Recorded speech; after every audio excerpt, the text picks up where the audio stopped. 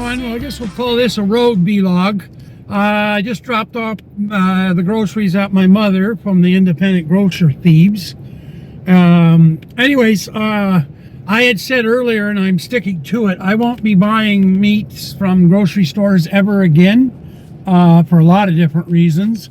But hang on a minute, I'm just cleaning the things because it looks blurry to me.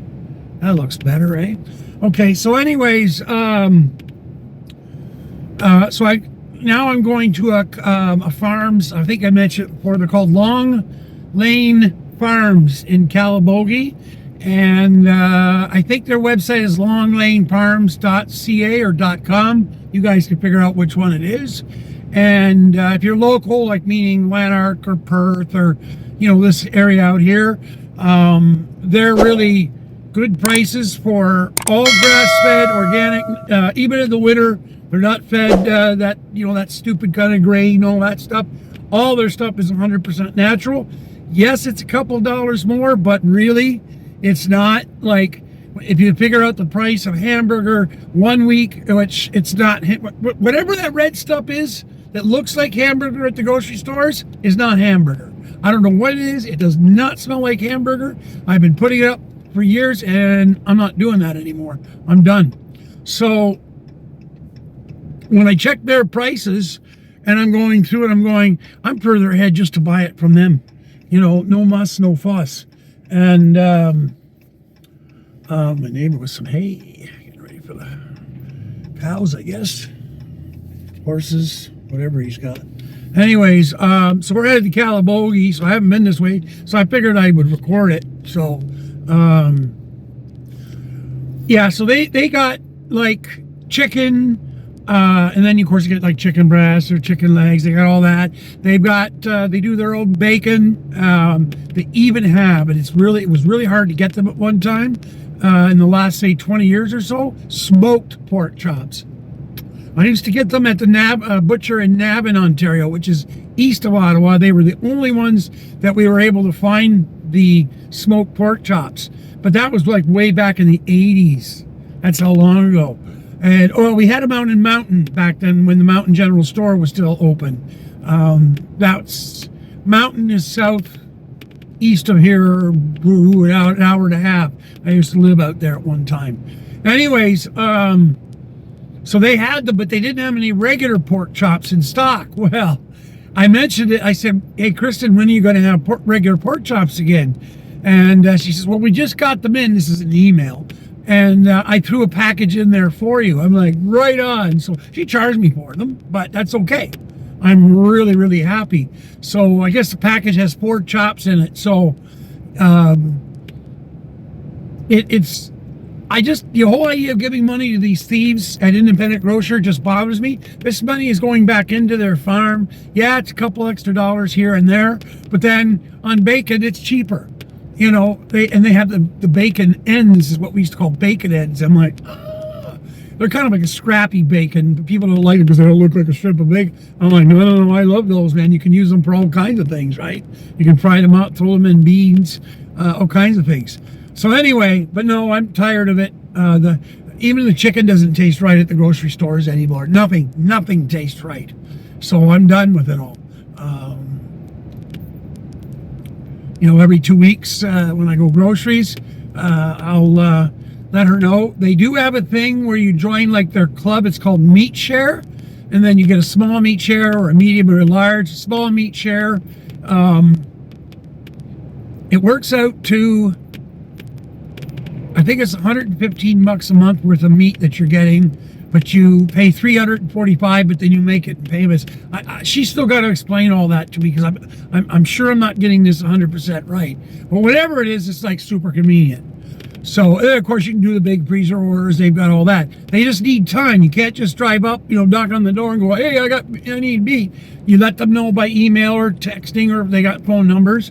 And then give them at least 24 hours notice to get, because they got their stuff to do. So, but they got pork, they have turkey when it's turkey time. You got to order those, I think, ahead of time. Then they've got other stuff. They got body products, like all, that kind of thing. It's all made from stuff out here that they've got. Try to remember. See, I didn't look at the other stuff because it's not stuff I would ever buy, but they've got more than just meat. But chicken, pork, beef. You know, no fish. That's okay. You know, I can catch my own fish around here anyways. But, you know, I should be seeing deer. I'm not seeing them like I should be, but, you know, with the storm coming in, they're already hunkered down. What they'll do now is they'll go deeper into the bush, find their place underneath a tree, like in a little depression or something, and then they'll just hunker down there and stay warm and ride the storm out. So probably won't be seeing any deer. If we do, it's just the last one's moving. It's minus 11 Celsius, so it never got warmer than that all day today, which is kind of weird because when you have a snowstorm like that blowing in, usually what will happen is the temperature will go up, the storm hits, bang. My friend Stefan's house is for sale again. Well, he's not there anymore. He sold his place, but the people that bought it from him, I'm assuming it's still them. They've got the for sale sign up. It's a shame. It's a nice place. It's a log house, and it was done very, very well. But the problem is it's on 511, which like right now it's dead. You see, there's almost no cars. But in the summertime, well, it's a different story. There's all the cottagers, all the campers. This is like the main drag right from, you know, Highway 7 Perth to all the way up to Calabogie, and then it turns into 508 from there, and that keeps going. But I imagine the other thing is, like I always say, people buy out here, but they buy after black pie season. I mean, and don't undersell this, because I've seen it all my life here. And it's almost, you could almost time it to the exact day. What happens is they buy the place, let's say mid-June. Black pie are pretty much done here by that time. So just mosquitoes. Everybody pretty much knows how to put up with mosquitoes. But even that, they can get pretty thick out here. But the black fly. So they buy that. So then they live there for a year. But then they come through their first black fly season, which is May. And it could be pretty miserable here if you're not used to black fly. So you grow up here, you get used to it, you know. But when you're not, but then all of a sudden you'll see the for sale signs going up. And I've seen it year after year go like this. And it's always timed right after the black fly season. So it's kind of like a great filter out here is what I say about it as well. It's like filters the idiots out, you know, and then they're still idiots. They might last another year. They might leave for other reasons. And they're the ones that actually stay. Then they're not so much idiots. They learn how to be out here and how to live. And, you know, you learn how to deal with black fly and mosquitoes and everything else. So, but yeah, I can't believe it's for sale already, but it kind of adds up. Don't know when that sign went up. I bet I could go online and find out, I bet. I'll bet Stefan regret selling that place. The only downside of that place, it only has like 2 acres, and then there's like a throughway that's like an easement. So there's other people that can go through on this like private, it's literally going to their backyard almost. So that's an issue too. I would never allow that. So, but you'll never buy it without that easement because those people can't get to their stuff. So, easement, is that what they call it? Right of way easement, maybe that's what they call it. So, going to Mowat Street is where the pickup is. It's not where their farm is. Their farm is further away. So, they're up, well, what I would call Madawaska Highlands, which is northwest of here, but like, it's not like it's 20 miles away or anything. Well, it might be 20 miles away, actually. Oh no, I had the wrong place. That's Stefan's old place. Well, that other place looked just like his, but no, Stefan's, there's no for sale sign up there. Well, what used to be Stefan's house. So, anyway. I don't know why I'm talking about him. I threw him off my land and I don't ever want to speak to him again. So, anyway. From the city of Oshawa. Typical city it's. Anyways, whatever. These people are definitely not that. Their families had the farm. His father had the farm. His last name, I almost wanted to email her and ask her, like, are you related to a name that I've known, like, since I was, like, 15 or 16? We lost track of each other over the years, but he's kind of like a legend in the Ottawa Valley. So, and, I mean, this is not something I'm sure he did into his older years, assuming he's probably still alive. But he was like a really good scrapper, a fighter. Always thought he should go into boxing or professional wrestling or something because he was quite good. He would drink and, bars and things would happen, but Sean always came out. I guess I gave his name. Anyway, he always came out on top. But he's my age, so don't imagine he's still doing that. But I don't know, they might be related because he's an Ottawa Valley boy 100%. And like I say, he himself was legendary. So, just because everybody knew him out here. Everybody. He was one of those guys, like super friendly. He had a house south of Ottawa at one time. And he used to have these big bush kind of parties there with bands and everything. I went to a few of them. Crashed there a couple times in his place. He was very, very nice about all that. So I drank too much. He's like, nah, you're staying here on the couch, he says. So, hydro line. Oh, look at the trail up there. Looks like somebody's been running the trails. Looks like, anyway. Legally, you're not really supposed to, but I don't listen to them. Just go do it anyway. Well, I think I'm going to stop this, although the light's pretty good. If what I'm seeing and what you're seeing are two different things. Like, it's way brighter looking ahead on the road here. So it's weird because it's like, and the sky is completely cloud covered. That's the beginning of the snow. I wouldn't surprise me to start seeing flakes by the time I get home. Fire's going to be near out. I've been away a lot longer than I thought it was going to be, thanks to the doctor's office. That bullshit there. So now I come to find out that this testosterone I get, I don't need to be getting it injected. They call it a topical. And you just rub it on your arm, it soaks into your body, done. And I'm like, what? All this time I've been driving back and forth and all this bullshit to get this needle. And then today I had to sit for 45 minutes. I walked out, didn't bother getting my shot. I'm like, this is useless to me. It's like, and twice it's like, gas isn't free, guys. Connect well and Lanark. Anyways, we booked you for 2:30. No, you've never booked me on the 30-minute in 20 goddamn years. And my mother and my father. You guys always booked us on the hour. Not that we ever asked for it, but I plugged it into my phone off the card they gave me. It was supposed to be, the appointment is from 2 o'clock till 3 p.m.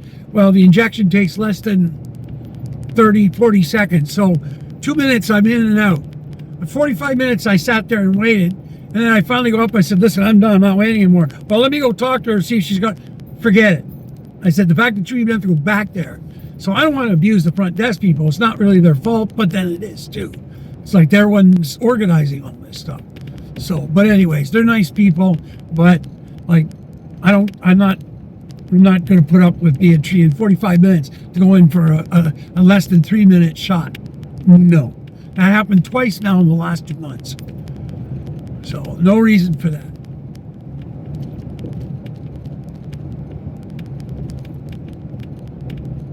There better be less reason of it pretty soon, because supposedly the premier of Ontario, for you Americans that don't know, the one that Trump should not tangle with because he will fight back and he's planning to get the tariffs through. Doug Ford is, well, he's a tough guy. He was the mayor of Toronto, which doesn't make him really a tough guy, but it's everything around him that, surprised he made it to premier as it is. People voted for him, though, and we're in an election now, and he's probably going to win again. So, but anyways, I was talking about Ontario and medical. Oh, so Doug Ford promised to invest another 1.8 billion into the Ontario health system. It's a significant amount of money, but maybe 10 or 15% of what's needed, but it's 10 to 15% more than we had yesterday. So, look a gift horse in the mouth. I guess that's the old saying. So, anyways, hopefully we see some improvements here. If you're going to keep people from overloading the hospitals and stuff, and they're certainly not, at least in this area, but there's still wait times and all that. But I mean, these little clinics like I've been going to for 20 some years, that eliminates a lot of people going to the next step into the hospital. So things should be working out pretty good. And we're not a huge area here. I mean, it's not like there's 20,000 people going to that doctor's office. There just isn't. But to operate like that, to make somebody sit for 45 minutes. I understand if it's something else, you know, you're going to see a doctor and it's like we got a long lineup, whatever. But at the same time, why are you booking these appointments like that? That people have to sit there in an office for an hour, you know, and I don't want to sit near these people. Some come in, one guy came in with pneumonia and they said it right on the internet. I'm going, well, that's not too good. Can you catch pneumonia? I've had it before and I didn't like it the last time I had it. It near killed me. So anyways, I don't know, whatever, but well, this used to be one of my firewood customers. I wonder if it's still them there. They're in their 90s. I don't know, I don't think so. And then their sons operate the farm on this side.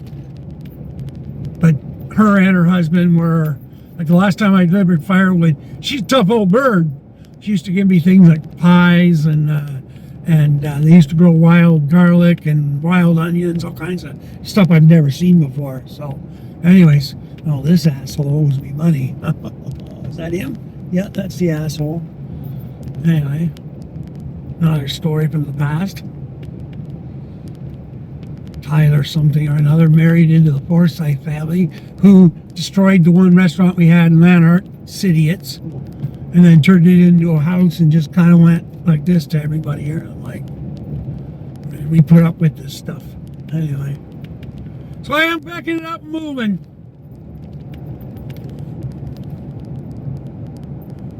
Won't leave as long as my mother can stay in that house, which is becoming dicey.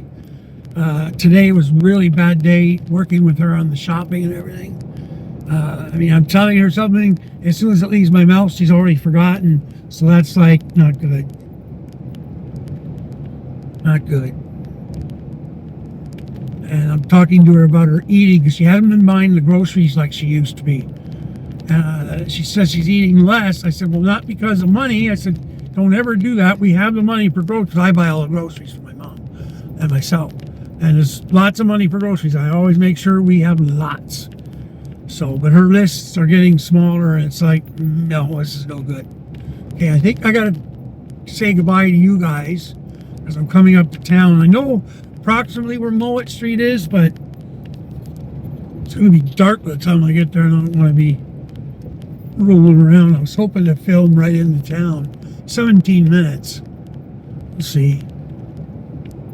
I don't think I can do the map from here separate from filming, right? I don't know how to do it. County Renfrew, yes it is. What's this? It says car. Is that like directions? Nope, that's definitely not directions. I don't know where the directions are for this thing. You know, like where it tells you where to go. Yeah, it tells me to go to F and you know where. Well, it's not like last time Alex was in here, he made the GPS map and everything come up on there. I can't figure out how to do it. I'll get him to show me next time. What's this blue button? Watch the blue button. Warp drive! Nope, I don't know what that is. Something called valet mode? Valet, isn't a valet is someone that parks a vehicle? Something like that. I've never used a valet and I never will. Not because I got anything against valets. I have absolutely nothing but good things. But it's just like, I don't need you to park my vehicle. I'll park my own, thank you. I'd still tip them, actually. Thanks, here's your tip, but I'll park myself. I always like to park a certain way. I always back into every parking lot. I never go in nose first. Never, never, never. So, lots of reasons behind that.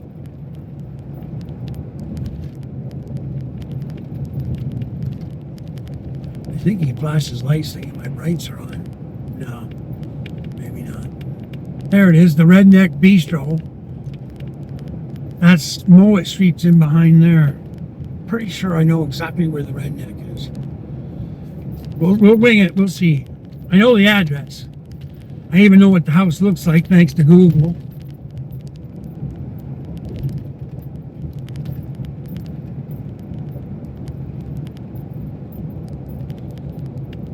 so happy about this now.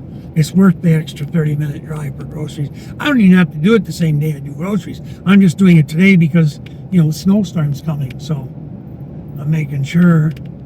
Granite, what the hell is this? Granite Village. Oh, God, they're starting with their garbage out here now. Oh, that's it. That's it. I don't want to rush my mom out of her house, but I'm going to start looking, like, seriously for adult assisted. Can't be just about my mom either. I feel bad when I say that, but it is affecting me mentally. I'm trapped in this place. I've got no, other than the very few people that come to see me, I've got really no, you know, interaction or anything. I need to be on the road moving around, you know. It's just the way I've always been. But I won't leave my mother's, you know, I will not leave her in a bad situation, so. But I won't be staying here. Once she's done in the house, it's sold, gone, see you later. Don't owe a dime on it to anyone, the whole property. I know what it's valued. It's going to leave me very well off. It'll leave me lots of money to put aside for her so that I know she's got every single thing she needs in these adult assisted. I don't want her to lack for anything. I don't want her to complain about anything. First time I hear that, I'll be right down to that place, grabbing somebody by the throat. Ever make her wait or anything. So I got a real weird thing about that because I saw my great-grandmother treated badly in one of these places in Detroit. And it's just, it expected me to this very day. And that happens to be my mother's grandmother. I was very close to my great-grandmother, so. The last I saw of her, she passed away at 103. The last I saw her was in this place. They wouldn't let her have her beer if she wanted just one beer a day. And she's always done that all her life. And she lived to 103, okay? So, but they wouldn't give her the beer. Well, it's against the rules. And I'm like, fuck you and your rules. So I drove down. I can't remember where you even bought beer in Michigan. I guess it was the liquor store or something. But anyways, I got her a dozen cans of something. I don't even remember what it was. It wasn't even, I would never bought Budweiser or anything. Actually, it might have been Canadian beer. But anyways, because she's born here, but ended up living in Detroit. But I put the beer underneath there, and I grabbed the nurse, and I said, you tell every single person in this place. And back then, I still had long hair, I was still riding Harleys, and, you know, so I was a scary looking dude. I said, you tell everyone in this place, if I ever hear her say even once that she doesn't get her plastic glass and her beer and let her drink it. She may only drink a little bit. She might drink the whole thing. But if I ever hear her once that she complains about it, I'll be back and you won't like it. So anyways, she got her beer every single day till she couldn't take it anymore. And then one day she went to sleep and the next day she woke up and, well, she did wake up and that was it. So, but she had her beer once a day like she wanted. Her and my great-grandfather ran a blind pig illegal bar back in the 20s during Prohibition in Detroit. So, you know where I got some of my wild side I got from my great-grandparents, and that's why I loved her so much, because she was, well, my great-granny, she was one of a kind, let me tell you. Great woman. If there is an afterlife, she's definitely at the top of my list of people I want to see. So, just to give her a hug one more time. Tell her I learned a lot from you. More than you'll ever know I learned. Not all the best things. You and Pops is what my great-grandfather everybody used to call him. Pops. Anyway, he was another one. Like I said, they ran. I mean, he used to go to Detroit River. The Canadians would bring the booze over, and then he would, pay them. He'd have his boatload of booze, and he'd truck it back into the house that they were in. And down in the basement, there was a bar and everything. It was long before I was born. It was the 20s during Prohibition in the States. So, anyway, they had their brushes with the law and all kinds of things, and gangsters, like, of course, Al Capone and all that stuff was around with the booze back in those days, so kind of know where I got my wild side. I'll never look down on it. I'm proud as peach that I got that from her and my grandpa Pops. So, great-grandpa Pops. So, well, we're almost there.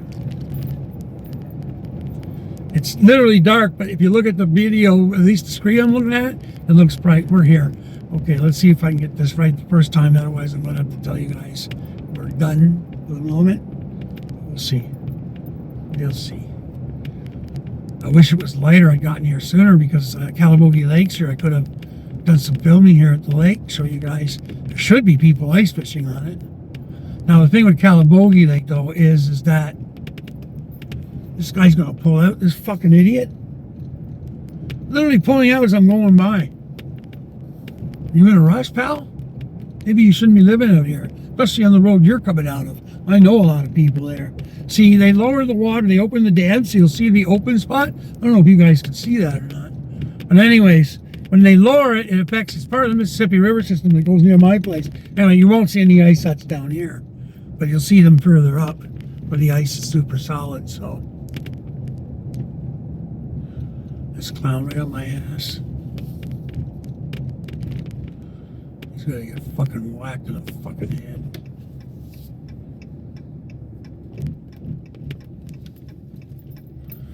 Alright. The Redneck Cafe right there, so I should be turning left.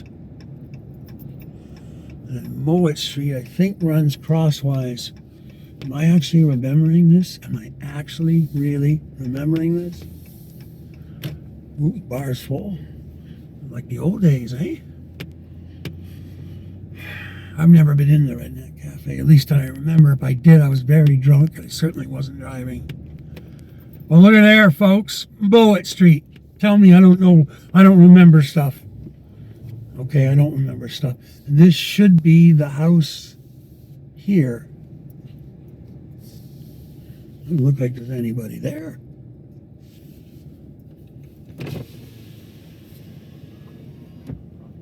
Is that not...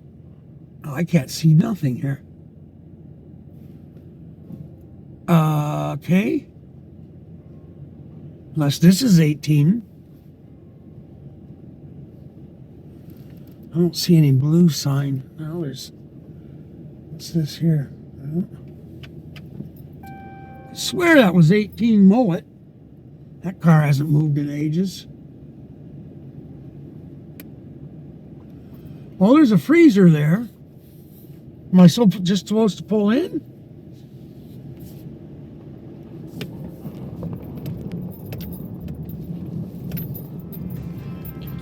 I think I might have to go, folks, because I don't know where I'm supposed to be here. I thought this was 18 Mowat. Okay, I'll be back.